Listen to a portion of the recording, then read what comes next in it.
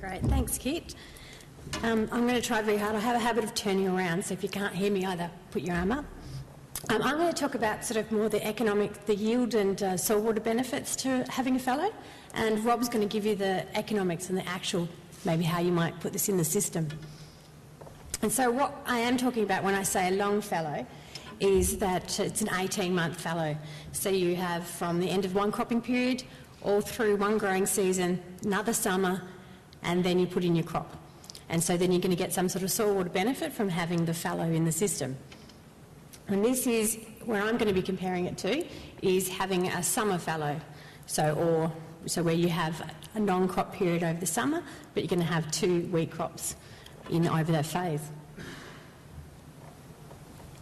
Okay, so when we first started this project, we were asking farmers why they were using a long chemical fallow. So I'm saying chemical fallow here because we're not talking about ploughing or any other sort of fallow in this case. And most often they were using it for weeds and disease control. They had limited break crop options or no sheep in the system. For drought risk, so that they wanted to maybe ensure that the next crop might be able to make it through, so for the store water benefit. And sometimes it was for the additional soil nitrogen. Some of the other reasons they were fallowing was because they were forced by the season. So they didn't actually have any other option. They couldn't get the crop in time. The season was so poor, so they decided to actually spray it out instead of going to harvest. And they had a high weed burden, so they really didn't have any other option. What we found in the survey was that they had a range of yield benefits from having a long fallow of between almost no benefit to up to 2 tonnes per hectare yield benefit. And the reasons they got a benefit was either due to the soil store water, and this depended upon what the growing season rainfall of the year after the fallow was. They got a nitrogen benefit from the fallow, weed control, disease control, and an early sowing opportunity. So Rob will put these into the economics. And the amount of stored soil water depended upon how much summer rainfall you had, so the timing and amount of your summer rainfall, the soil plant available water capacity, and whether or not you managed weeds over the summer and over the fallow period. Because as you know, the weeds can use the water, which you're actually wanting to store using the fallow system. So how much rainfall do we actually get?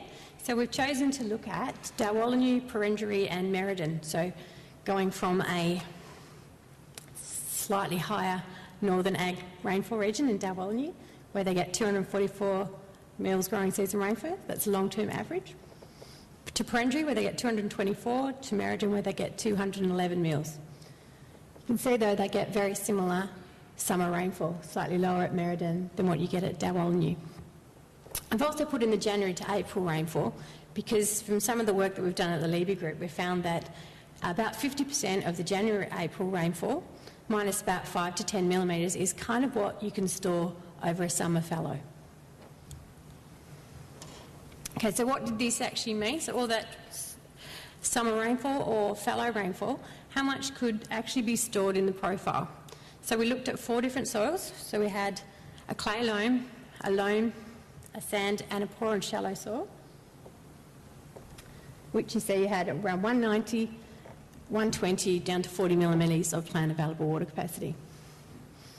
And at Dalwallinu, Perenjori and Merredin, you had around 50 mils stored under the continuous wheat system, so the short fallow, and you could store another 60 millimetres in the good soils, pretty much at all the locations, or another 40 millimetres on the sands and loams, and only another less than 10 millimetres on your poor soils. So you're not storing much additional of that growing season rainfall for having a fallow on your poor soils, which is pretty much saying that it's probably not worth fallowing on your poorer soils if you're doing it for a store water benefit. So what does that actually mean in terms of a yield benefit? So what I'm showing you here is on those 4 soils at Dalwallinu, you got a range of yields from 1.4 tonnes per hectare up to 2.4 tonnes per hectare on your better soils. This is on average of 100 years. If we look at these columns here, this is showing you how many years you get a yield benefit. So when you actually fallow. So you're saying only 30% of the years that you fallow did you actually get a yield benefit. So that's 70% of years that you fallowed, you got no benefit. When you did get a benefit from fallow, so I'm only averaging the years that you actually got something better than 50 kilos, better than continuous wheat, you got around 0.6 tonnes per hectare yield increase and only 0.2 tonnes per hectare on your poorer soils. So it's just sort of showing you both the frequency of it and the yield benefit, and this is something Rob can put into the economics. Whereas once you start moving to Perenjori, you got higher yields because you've got higher rainfall, but you start getting a higher percentage of years of which you get a yield benefit from fallowing. So around 50% of years on the heavier soil do you get a yield benefit from fallowing. And it's a 0.8 tonne per hectare yield benefit. So that's quite a significant increase in yield. And of course, decreasing as you get to the poorer soils, you get less percentage of years of yield benefit and about half a tonne of yield benefit in the years you get a yield benefit. Whereas if you go to Merredin, so those in Merredin that want to thinking about fallowing, of course lower yields because you've got lower growing season rainfall, but you start getting 60% of years are you going to get a benefit from fallowing. So again, you're starting to see definite returns from fallowing. And around a 0.75 tonnes per hectare on your heavier soil, lower percentage of years on your lower water holding capacity soils, around about half a tonne per hectare yield benefit from fallowing. So what we want to look at is why did you get a yield benefit in some years and not others? And a lot of it had to do with your growing season rainfall in the year of the wheat after the fallow. This is plotting all the yield increases and the growing season rainfall. You can pretty much say once you get above 210 millimetres of growing season rainfall, you don't get a yield benefit from a fallow. Now that's nice to know because unfortunately you don't know what your growing season rainfall is going to be, but it does explain why you did or didn't get a yield benefit. The other one which will also help is this is going to tell you whether or not you have a difference in stored soil water at the start of the season. So this is your summer rainfall. So the higher the summer rainfall, the less likely you're going to have a difference in stored soil water between your fallow and your continuous wheat. So once again, once you have a high summer rainfall greater than 110 millimetres, which is just about above the average for all these sites, you're not going to get a difference in stored water, so you're not going to get a yield benefit from fallowing. And that is something that you know before you crop, but it's not necessarily before you know you're going to fallow. So just putting it in context of the last 10 years or so, this is at Perenjori. So we had 6 out of the last 10 years, you got a yield benefit on this good loam or sand, so you probably would have had more on the clay. But 9 out of 10 years had a growing season rainfall less than 210 millimetres. And the reasons we didn't get yield benefits was because of that high summer rainfall in the years where you had lower than 210 growing season, and also you had years where you had a higher growing season rainfall, therefore you didn't actually get any yield benefit. So the combination of those two are the reasons why you will or won't get a benefit from fallow. But unfortunately, you don't know either of those seasons at the time you decide to make a decision to fallow. And again, looking at Dalwallinu, only 3 out of the last 10 years had a yield benefit from fallow. And that was because of the growing season rainfall and summer rainfall again. So to just put that in context again, just finalising up, we're saying on a good soil with a high plant available water capacity like the clays, you're going to get a chance of getting a yield benefit and a high yield benefit. Areas with low growing season rainfall, so dry regions like Merredin or dry years, you're likely to get a yield benefit from a fallow due to the stored soil water. And again, areas with low summer rainfall, because if you have high summer rainfall, the stored water between the fallow and the continuous crop are about the same. And another one that Rob said told me that if you have a full profile, so you have a lot of water at the start of the season, I probably wouldn't fallow because you're not going to get any additional stored soil water from that growing season summer prior to fallowing. So if you've got stored water, you've got a better chance of getting a better yield. Use it for your yield, not for a fallow, unless you can't do anything else. So I'm going to leave that on to Rob to do the economics. Thanks, Yvette. Yeah, look,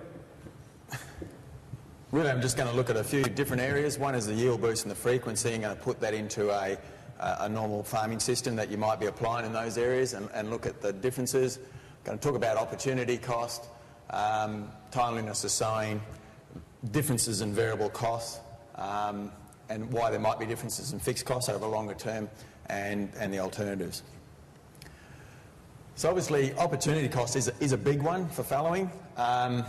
It's easy in hindsight, obviously, but what I'm trying to show is just the amount of the difference. So when we're talking opportunity cost, so we're putting a paddock away for fallow. If it's a good year, then we're really looking at a huge opportunity cost. We're looking at a $380 amount of money that we're going to have to make up from the benefits from that fallow.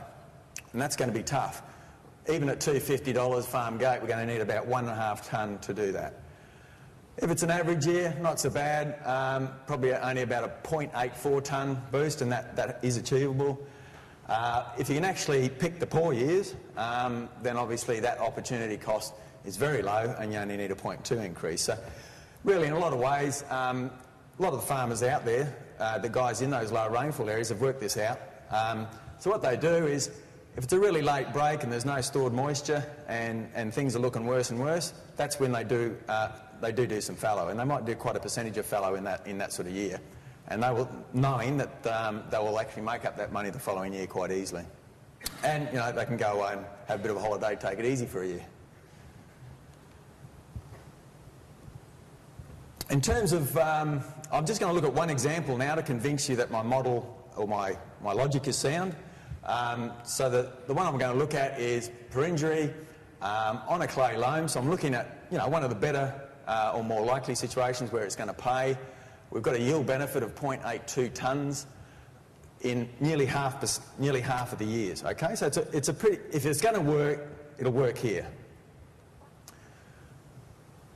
So if we follow that through, basically what I tried to do was say, righto, well let's look at a comparison.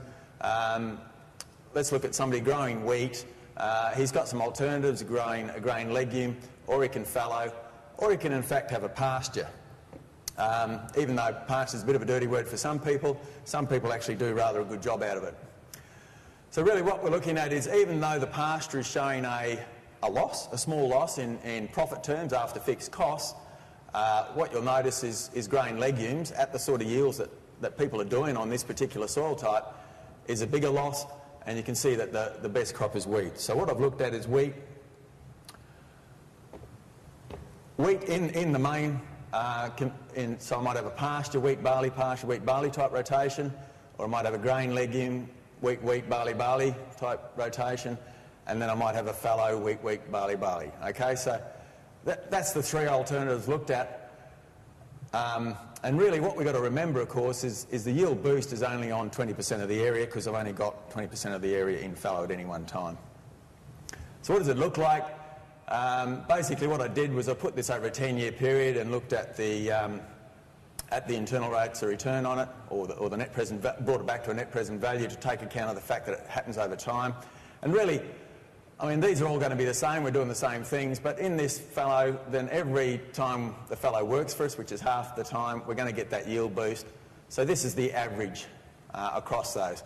So if we just looked at this without doing anything else, we'd say, well, yeah, the pasture wheat was a bit better than the straight fallow without any yield boost, but once we put in the yield boost, then the fallow actually generated about $14 per hectare per year above the pasture rotation. And it was very similar to the grain legume rotation. Now you can see that what I've worked on is 250 farm gate price. The higher the wheat price, then the more the boost will actually return you. So that's something to keep in mind. I've obviously told you what I'm working on here, which is a pretty good fallow result. And what I've assumed here is that there is actually a cost of dealing with those extra tonnes. We're going to have to actually grow those extra tonnes. Now the other factor, I think, is the time of sowing, and it is a big issue. And what I assumed here was that the weeds were controlled well enough in the pasture or grain legume or fallow phase to allow you to dry seed. Okay, so that was the assumption. So if we look at that, we can see that where we've got a pasture situation, basically we're able to dry seed, say 7 days, but we're able to sow wet fair. It only took 20 days because we're actually sowing less area. Okay, so it's critical that if we're comparing rotations, we understand the total area to be sown. Grain legumes, we're actually having to sow the whole area, so that means we've actually got 30 days of seed. I'm saying we've only got about the same sort of thing that we could dry seed, therefore we've got 24% that's going to be sown wet, and therefore there is a timing discount. And what I've assumed there is I've assumed a 1% per day discount. Now I think that's actually the minimum. In a lot of soil types, a lot of areas, we probably can get up to 2% at times, and the average is perhaps more like 1.5%. So I'm probably being a little bit generous on that. And then in the fallow, we don't have to seed the whole area, so we're back to 24 days. But it's still going to be a slight discount compared to the pasture because we are sowing a bigger area.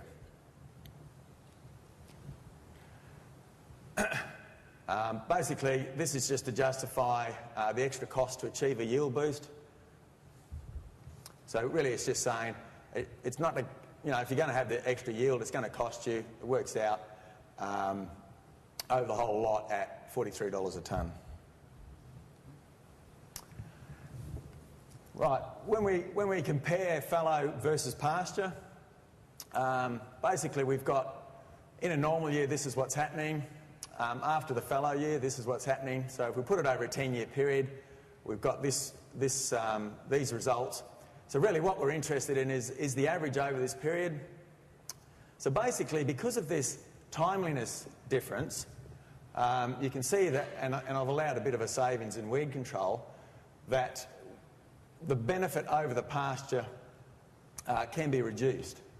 And really what we're saying is over that period, we could end up with about a $6 per hectare per year benefit.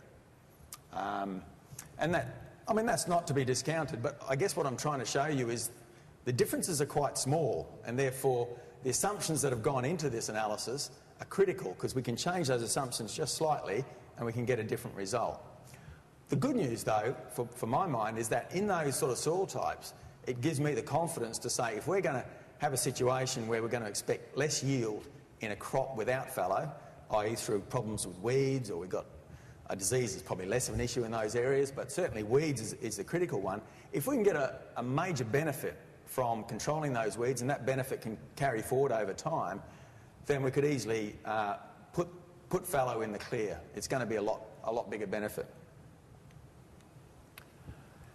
When we compare it to grain legumes, basically it's all to do with the grain legume yield. So I'd like to highlight that, and I'd like to highlight the fact that in this analysis I've used only 0.6 of a tonne on a grain legume, but that's actually the long-term average out of some of those areas. So I'm not making it up, but I would say that some guys do grain legumes a hell of a lot better than others in certain areas, so be aware of that. But in that situation, there's actually a bigger benefit again. So if you don't like sheep and you can't grow good grain legumes, then fallowing on that soil type is an excellent solution for you.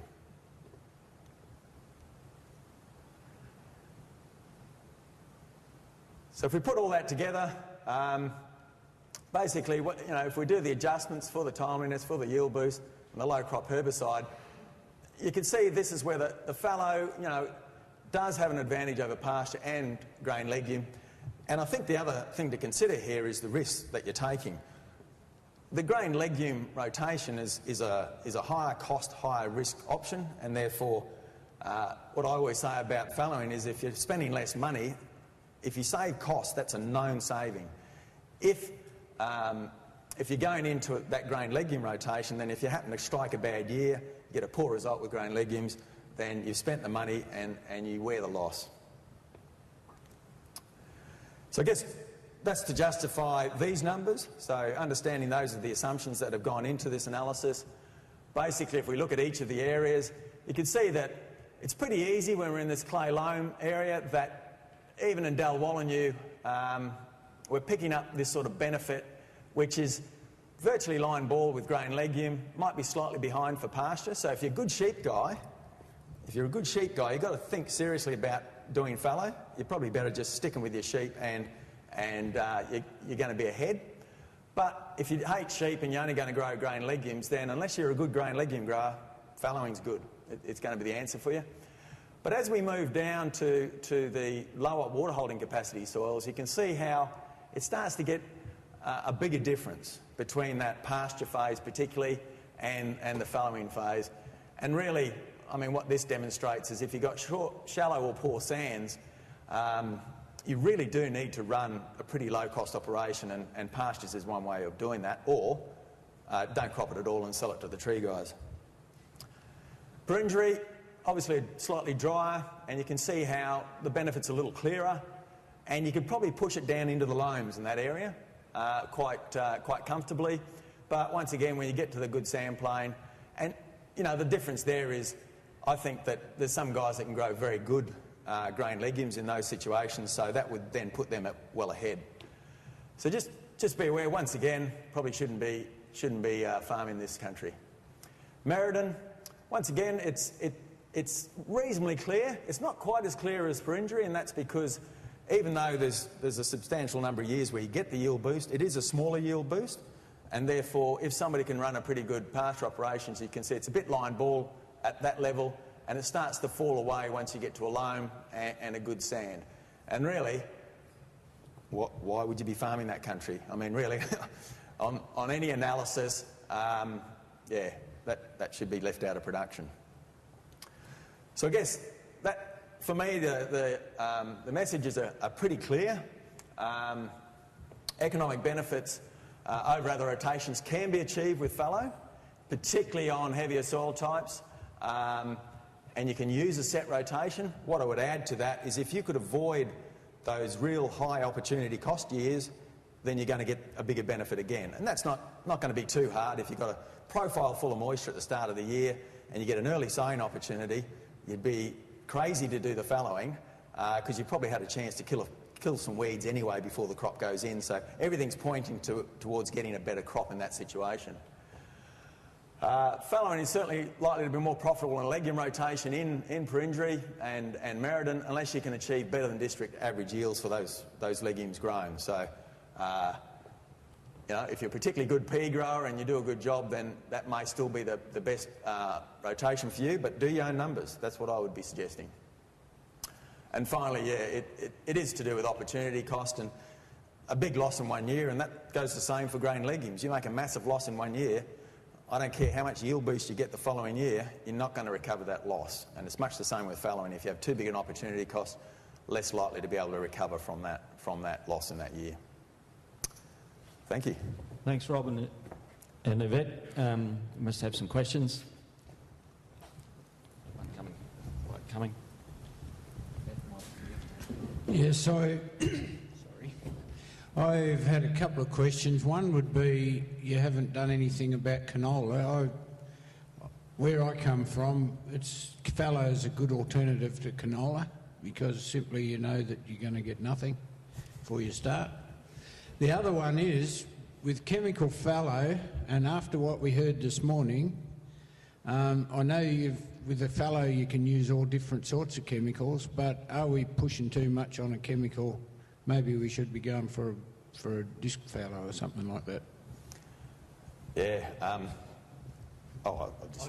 Yeah, good comment. I think, yeah, to address the two issues, the canola issue, I think it's an opportunity cost in those opportunity crop in those areas, most certainly. And if you've got it as a permanent part of your rotation, it's probably going to cost you money. So that's why I didn't even bother putting it in there. In terms of the reliance on chemicals in those fallows, I think we can be a bit smart about it, and we can use residual and chemicals which aren't being used as much in the other rotations. And if you're just running a wheat fallow type situation, then there is a number of chemicals that you could utilise. You know, things like atrazine, diaron, which you're not going to be using in that wheat phase. But yeah, if you're going to start going out there and spraying it every 4 or 5 weeks with Roundup or glyphosate, then that's a real issue, and it should be avoided, absolutely. The ploughing, that sort of fallow. Look, intrinsically, the problem you got, I guess, is if you remove all cover, two things about fallow is you've got to get extra moisture in there if it's going to be of value to you. Once the moisture's in there, you could argue that perhaps you could then use mechanical weed control, and it's not actually losing moisture, and I'd agree with that. But you know, a big summer storm at the end might be quite devastating. But yeah, look, it is possible, but it does have an environmental cost at times, and that could be quite significant. Yvette, Darren Chitty Landmark.